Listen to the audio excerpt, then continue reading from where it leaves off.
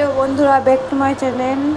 তোমরা সব কেমন আছো? আশা করি ভালো আছো, আমিও ভালো আছি। তো বন্ধুরা, তোমাদের সাথে আজ আমি শেয়ার করতে চলেছি ভেন্ডি আলু দিয়ে তরকারি। তো বন্ধুরা তোমরা দেখতে পাচ্ছ ভেন্ডিগুলো কেটে নিয়েছি, আলুগুলো কেটে নিয়েছি। এবার রান্নাটা শুরু করছি।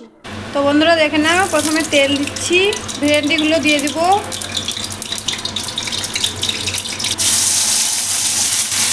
তো বন্ধুরা তেলে আমি একটু ভেন্ডিগুলো কষিয়ে নেব।